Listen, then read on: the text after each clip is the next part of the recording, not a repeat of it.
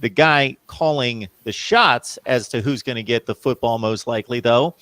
His attentions are a bit divided with Steve Sarkisian being hired at the University of Texas for that head coaching spot, which, of course, is one of the high-end jobs in college football. And just in regards to this being an every-year occurrence for a Nick Saban coaching staff to have to divide their attention. So it's worked out well in the past. It's obviously, it seems like an overwhelming task, especially at a place like Texas, to form a coaching staff. And with that type of job on the line and then trying to get off to a good start and assemble the type of staff that he feels comfortable with while still trying to game plan in the biggest game of the year.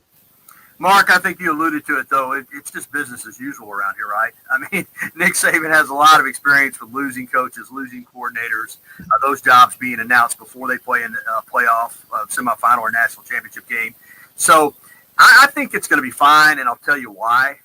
Steve Sarkisian, first of all, is a super play caller and a super game planner. We know that as an offensive coordinator.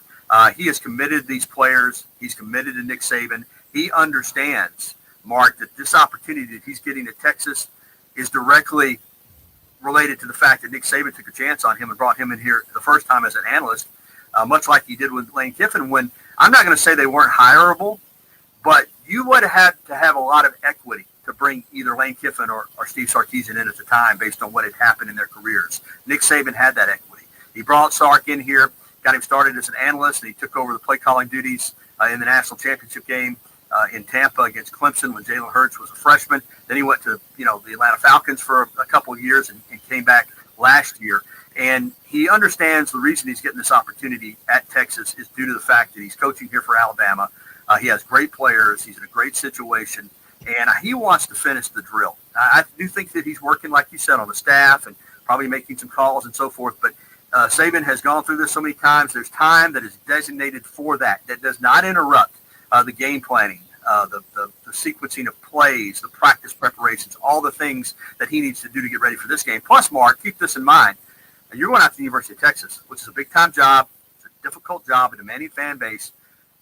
You want to finish out well at Alabama. You want that new fan base to see this offense hitting on all cylinders where they say, yeah, man, we're excited about getting Sark. Did you see what happened in the national championship game? As opposed to Alabama performing poorly in that game, and Texas fans are like, oh, I don't know, man. Is this what we signed up for? So I think he wants to finish the drill for a lot of reasons. I think he wants a national championship ring on his finger. I think he wants to see these players get what they have earned the opportunity to play for. And I think he wants to make a good impression on the Texas fan base. So I think he's going to coach his butt off all week and in that game on Monday night.